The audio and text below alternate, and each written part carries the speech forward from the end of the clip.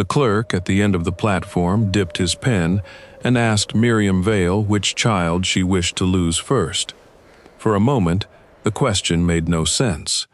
Snow moved sideways through Alder Crossing, fine as ground glass. 7 children crowded around Miriam on the courthouse platform, while men watched from beneath the awnings. At the edge of the street, Harlan Voss stood in a clean black coat, as calm as if he were waiting for freight to be weighed. The clerk glanced at the brass clock beside his papers. "Mrs. Vale, I heard you. Then answer." 50 seconds remained. Under the relief contract Miriam had signed in Denver, her family's freight debt had come due upon arrival. $300, including passage, food, lodging, and fees no one had mentioned before that morning. If the debt was not paid, the children could be placed under separate labor guardianships. The clerk called it placement. Miriam knew what it meant. Eli and Noah would be sent to Voss's ore wagons. Clara would likely be bound as a kitchen girl. Samuel's clever hands would make him useful in a stable. Ruth and June were young enough to vanish into strangers' houses. Ben might grow up remembering only that his mother had once worn a brown wool dress. "I will not choose," Miriam said. A murmur passed through the crowd. Voss smiled without warmth. He owned the largest freight company between Alder Crossing and the Eastern Rail Spur, and half the men watching owed him money. "You misunderstand the kindness being offered," he said. "The older boys can work down the account. The girls will be housed. You are dividing them. I am settling a lawful debt." Miriam had spent 6 years keeping freight books. She knew how lawful numbers looked. They arrived in columns. They balanced. They did not triple between one station and the next. But the papers carried her signature, and a widow's protest weighed less than ink. 34 seconds. Clara stood at Miriam's right shoulder, 14 years old and already wearing the still face of a woman. Eli, 12, planted himself in front of the younger children, as if his narrow body could stop the territory from taking them. "You said we would stay together," June whispered. Miriam touched her cold cheek. "We will." She did not know how to keep the promise. She made it anyway. The clerk tapped the contract.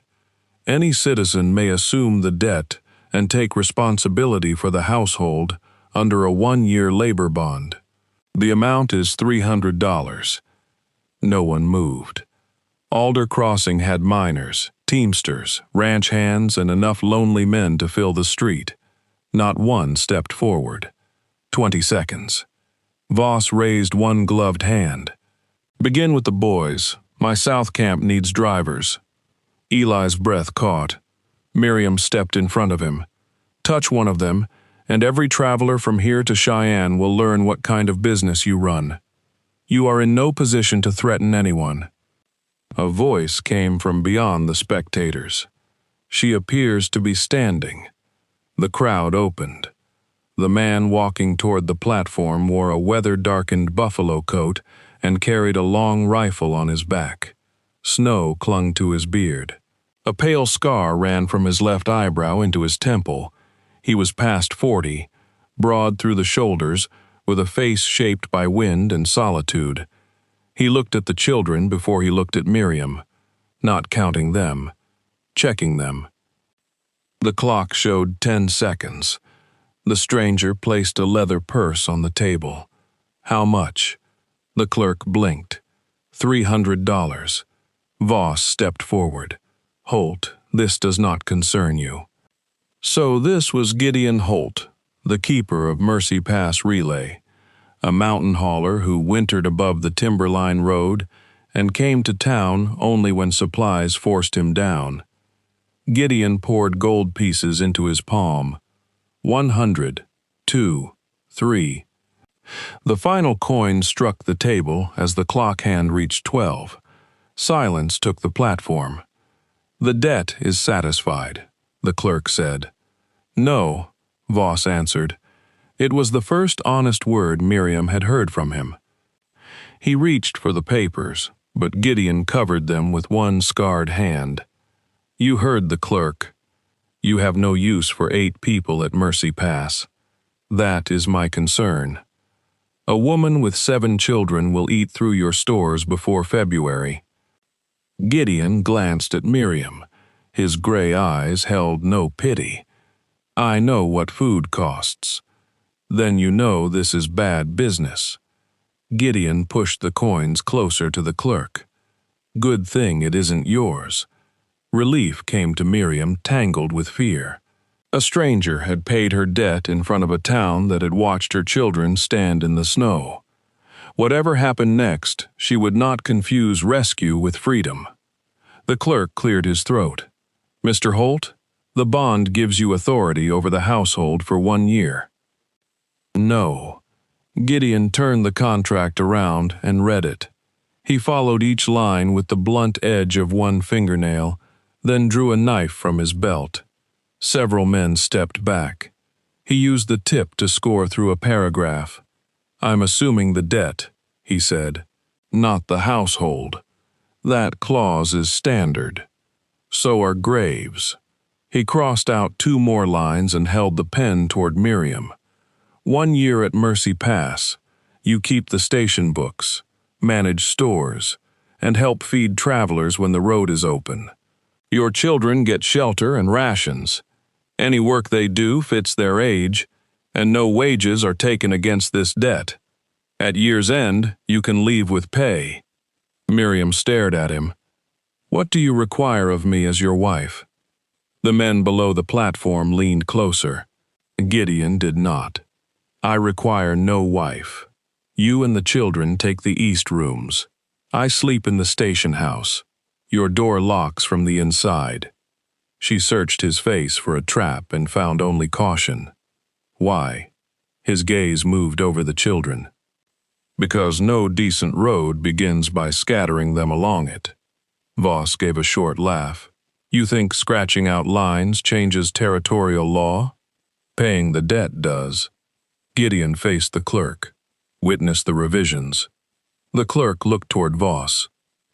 "Or return the gold," Gideon said, "and explain to the circuit judge why you refused lawful payment." The clerk initialed the changes.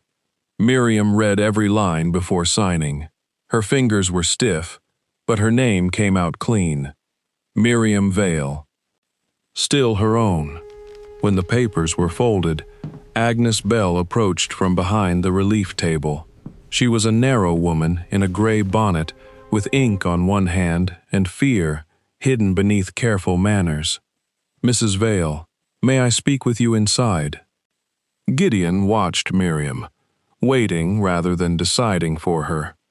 She nodded to Clara. "Keep everyone together." "We will," Clara said. The words were too practiced. Miriam wanted to tell her daughter she could stop sounding like a second mother. There was no time. Inside the courthouse entry, Agnes shut the door, almost closed. "You should know the pass road is dangerous this time of year." "I gathered that. Mr. Holt is not known for cruelty." "That is a careful recommendation." "Careful is all I can afford." Agnes slipped Miriam a copy of the debt statement. The page listed charges in Voss Freight Company's precise blue ink: passage, lodging, winter supplement, protection fee, administrative penalty. "Keep this." "Why?" "There were families before yours. Their debts changed after they reached Alder Crossing. Some signed placements.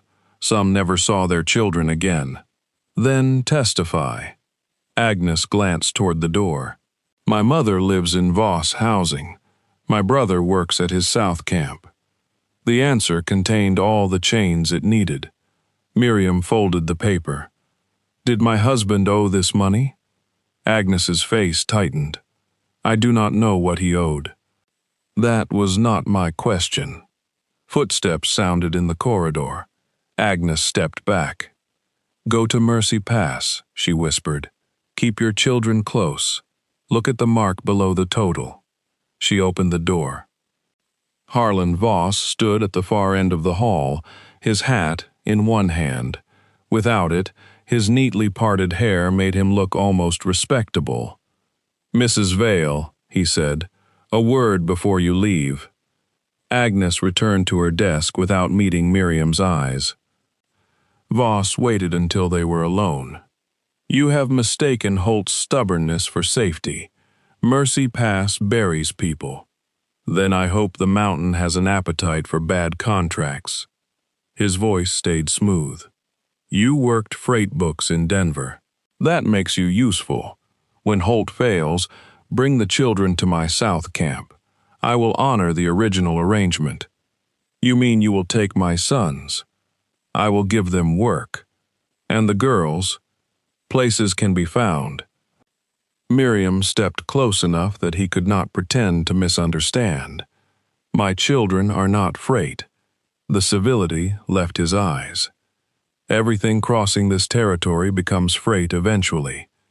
Miriam walked away before anger made her careless. Outside, Gideon had loaded their 2 trunks onto a broad freight sleigh fitted with runners and rear wheels for lower ground. The children sat beneath buffalo robes among flour, beans, lamp oil, and rolled canvas.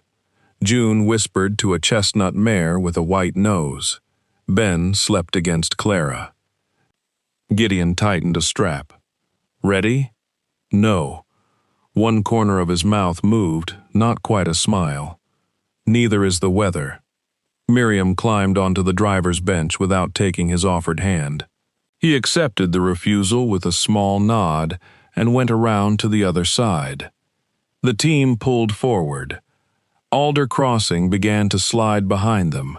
Courthouse, freight office, church steeple, false front buildings under a hard white sky. The children stayed silent until they passed the last warehouse. Then Ruth asked, "Are we sold?" The question struck deeper than anything Voss had said. Miriam turned so they could all hear. "No." Eli looked toward Gideon. "He paid for us." "He paid a debt," Miriam said. "That is not the same thing." Gideon kept his eyes on the road. "Your mother is right." Clara's shoulders lowered by the smallest measure. They followed the frozen creek west. Behind them, the town disappeared into blowing snow. Ahead, dark ridges rose in layers. Miriam drew out the debt statement and unfolded it beneath the buffalo robe. She studied the columns again, this time ignoring the numbers. Below the $300 total, a small circular seal had been pressed into the paper. A wagon wheel crossed by a single black line. She had seen that mark before. It was stamped on the final ledger page her husband sent home 2 days before he died, a page bearing only 6 words in his hand. "They are charging the same load twice." Miriam lifted her gaze toward the mountains. Gideon Holt had bought them 1 year of shelter. Harlan Voss had just given her the first proof that the debt was never real. By noon, Alder Crossing had vanished behind the first wall of pines. The road narrowed as it climbed. Snow lay blue beneath the trees, and bright enough in open stretches to make Miriam's eyes ache. Gideon kept the team at a measured pace, saving their strength for the steeper grade. The children slowly found their voices again. Noah counted switchbacks. Samuel studied the iron braces under the sleigh. June renamed the horses, though Gideon told her they already had names. "Those are their working names," she said. "They may have private ones." Gideon considered that. Best ask them. June whispered into the chestnut mare's mane. Clara laughed, a brief startled sound Miriam had not heard since her father's funeral. Miriam turned forward before the girl caught her watching. Gideon glanced at the lowering clouds. Snow before dark. "How far to Mercy Pass?" "We can reach an old telegraph hut by sundown. The relay is another half day."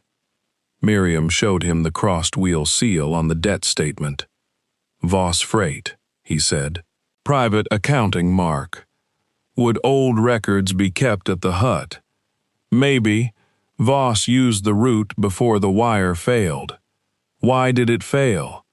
Lightning, neglect, and men who discovered messages travel cheaper when they never arrive. She folded the paper. I want to see what remains. We make shelter first. It was not dismissal. It was mountain sense. The grade steepened in mid-afternoon. Rock rose on one side of the road. The other fell away through black timber. Gideon climbed down to guide the horses across a glazed stretch. Eli followed. Back in the sleigh, Miriam said. I can help. Gideon looked at the boy. Walk beside the uphill runner. If I tell you to jump clear, you jump. Eli waited for Miriam. You listen the first time, she said. The sleigh crept forward. Then the left rear brace snapped. The vehicle dropped hard, and a trunk sailed over the edge. The children screamed as the rear swung toward the ravine. Down! Gideon shouted. Miriam threw herself over Ben and June. Clara pulled Ruth beneath the robes. Noah caught Samuel by the coat. Gideon seized the uphill trace. Eli froze. Cut the lash rope. The boy fumbled for his knife. Miriam saw a supply crate had shifted against the broken rail. Its weight was dragging them outward. Samuel, the red cord. Noah, loop it around that pine. Clara, keep everyone flat. She crawled toward the cargo knot. Miriam, stay forward. The crate will take us over. The knot had frozen solid. Samuel pushed an awl into her hand. Noah got the cord around the pine but could not hold it alone. Eli, take his line. The boy moved. He leaned back beside Noah while Gideon cut away the broken brace. The sleigh lurched. Miriam drove the awl through the knot. The rope parted, and the heavy crate slid over the edge. Freed of the weight, the sleigh settled against the red cord. For several seconds, only snow moved. Blood crossed Miriam's palm where the rope had burned it. Gideon checked every child before bandaging her hand with a strip of flour sack. You knew which load was pulling us, he said. I kept shipping inventories. That isn't what I asked. Yes, I knew. His fingers were careful, though his jaw was set. When I say stay forward, you stay forward. If I had, we would be in the ravine. I know. The admission ended the argument. Eli stared at the broken brace. I froze. For one breath, Gideon said. Then you moved. Next time, make it half a breath. They repaired the runner with green pine and iron straps from the driver's box. Gideon let Samuel hold the bolts and showed Eli how to brace the wood without splitting it. Clara stood nearby with Ben in her arms. He's warm, she said. His cheeks were bright red, his eyes unfocused. Miriam touched his forehead. The heat frightened her more than the ravine had. By the time they moved again, Ben was shivering beneath 3 layers of wool.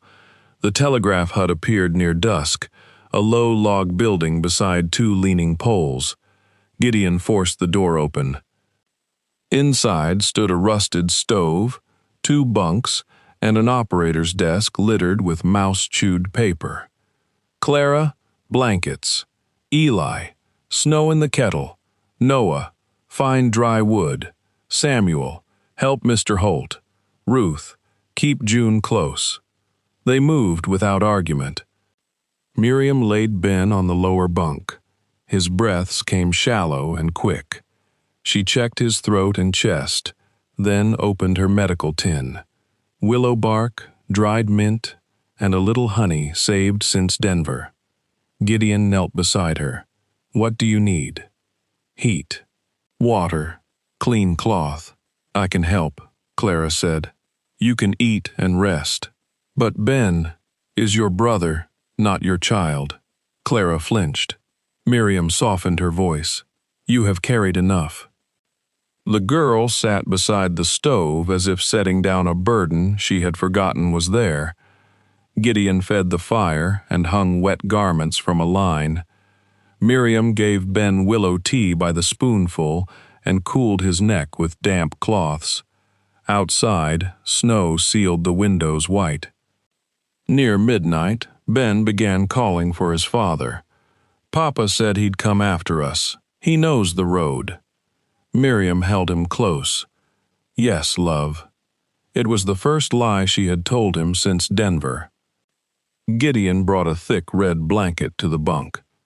You'll need that, Miriam said. I've slept colder. He tucked it around Ben. Who did it belong to? She asked. My niece, Anna. He sat against the wall, eyes on the stove. My brother kept a hunting camp above Mercy Pass. His wife and children stayed one winter. A storm came early. I was hauling medicine from town. He paused. I took another contract before I rode back. Miriam waited. The slide buried their cabin. I dug for 3 days, found that blanket in a spruce half a mile below. That was not your fault. It was my choice. You could not have known. I knew the weather was turning. She understood why he had counted the children at the platform and why he had paid without bargaining. You came back, she said. Late. But you came back. And when the sleigh broke, you did not save the freight first. Gideon looked toward Ben. No load is worth a child. Near dawn, the fever broke. Miriam kept her hand on Ben's chest until each breath came evenly. Gideon had fallen asleep against the wall, rifle across his knees. Clara slept by the stove with June curled against her, her face no longer watchful. Eli and Samuel shared a blanket. Noah had arranged 7 cups in a neat row beside the kettle. For the first time in months, someone besides Miriam had helped keep them safe. Morning came clear and bitterly cold. While the children ate cornmeal porridge and Gideon checked the horses, Miriam searched the operator's desk. Most papers were ruined. Beneath the bottom drawer, however, she found a thin ledger warped by damp. The early pages recorded weather and wire repairs. Later entries listed freight transfers. She recognized the pattern within minutes. Wagon 14 carried flour, tools, and lamp oil, billed to the Territorial Supply Office. 3 pages later, the same weight appeared under Wagon 41, charged to a migrant relief account. Other loads repeated under altered numbers. 12 barrels of salt became 12 barrels of winter medicine. Beside each duplicate sat the crossed wheel seal. Gideon came to the desk. You found something. Voss billed 2 buyers for 1 shipment. When a family could not pay the false charge, he turned it into labor debt. How many? 11 families in this book, maybe more. We take it to the judge. Voss will say we wrote it ourselves. You have his seal. A stamp can be carved. She closed the ledger. My husband said the original accounts were kept at a mountain transfer office. Mercy Pass, Gideon said. You still have freight records? Boxes. I never discarded paper carrying a weight or a name. Then that is where we begin. They left near midday. The repaired sleigh held. Ben slept beneath Anna's blanket.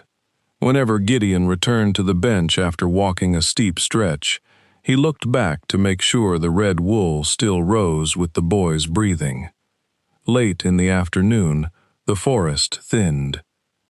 They climbed a final ridge, and Mercy Pass Relay appeared in a basin below a granite wall.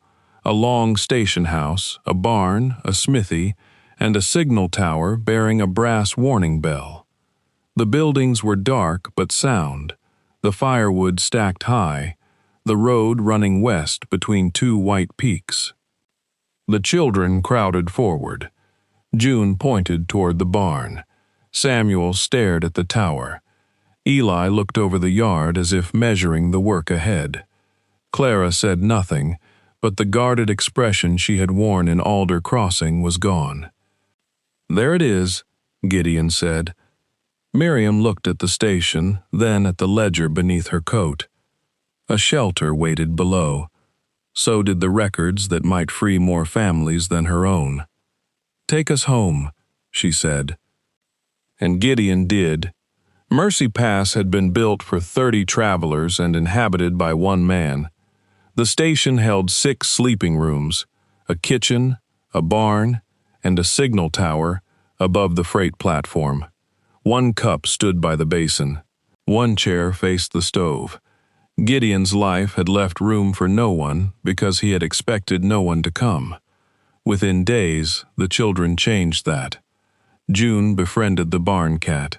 Samuel sorted the tool wall. Noah mapped the yard from memory. Eli followed Gideon from stable to woodpile, trying to sound older than 12. Clara tried to do everything. Miriam found her washing dishes while rocking Ben's chair with one foot. Leave them. There are still 7 bowls. There will still be 7 tomorrow. Clara glanced toward the younger children. "They need a sister," Miriam said, taking the cloth from her. "Go be 14. The girl hesitated, then joined Samuel and June beside the stove. That night, Gideon added another coat hook to the wall. Miriam noticed, though neither of them mentioned it. They learned each other through work. He showed her the stores. She showed him 3 barrels marked full that were nearly empty and 2 unpaid accounts he had forgotten. "You have been losing money," she said. "I have been keeping the road open. The 2 need not be the same." After the children slept, Miriam rebuilt his books from boxes of receipts. Within a week, the pattern was clear. Voss billed territorial offices for freight that never arrived, then charged the same loads to migrant families. When they failed to pay, the debts became labor contracts. She found Daniel Vale's name on a transfer sheet, dated 3 days before his death. He had refused to sign for a wagon that did not exist. Beside his name, someone had written, "Dismissed on road." Gideon read it once. How did he die? Voss said he fell into the river. The river was frozen that week. Miriam stared at the ink. "We need proof no judge can ignore." Gideon unlocked a cabinet behind the dispatch desk. 6 ledgers stood inside. "I kept every scale record," he said. The crossed wheel seal appeared on the 2nd page. Before Miriam could turn another, the warning bell rang once. Gideon reached for his rifle. Eli ran in from the barn. 3 riders. The men entered the yard without company marks, but Miriam recognized their leader from Voss's warehouse. Gideon met them on the porch. "Road is closed. Mr. Voss sent us for stolen papers." Miriam stood in the doorway with the telegraph ledger under her arm. "These?" The man smiled. "Those will do." "No." He drew his pistol. Gideon fired into the rail beside his boot. The horse reared, throwing him. The other riders split toward the rear door and freight platform. A shot shattered the dispatch window. "Inside!" Gideon shouted. One man kicked through the kitchen door. Gideon drove him back with the rifle stock, but a lamp crashed through the archive window. Fire climbed the curtains. "Samuel, pump. Noah, wet blankets. June, take Ben to the cellar." Miriam turned to Eli and Clara. "Tower, ring 3 times, pause, then 3 again." "The slide warning?" Eli asked. "Do it." The bell thundered across the pass. Miriam dragged ledgers from the cabinet. Outside, a rope snapped. The freight platform lurched, and a loaded crate struck Gideon, carrying him through the broken side rail. He caught the edge above the ravine. The leader stood at the winch, sawing through the final safety line. Miriam ran into the yard. Clara and Ruth were at the bell. Samuel worked the pump. Noah dragged wet blankets. Eli stood before the winch with a stove poker. "Move," the attacker said. Eli's face was white, but he held his ground. Miriam threw the brake lever. The mechanism shrieked. Gideon hung below the platform with one boot braced against a timber. The man struck Eli across the shoulder and reached for the release. "Drop the bell rope!" Miriam shouted. Clara let it fall from the tower. "Samuel, rap it on the drum." His hands moved at once. Miriam locked the brake with both arms while Samuel fed the rope around the spindle. The attacker seized her coat. Eli swung the poker into his wrist. His pistol fell into the snow. "Turn the crank," Miriam cried. Eli, Samuel, and Noah leaned together. The cable rose inch by inch.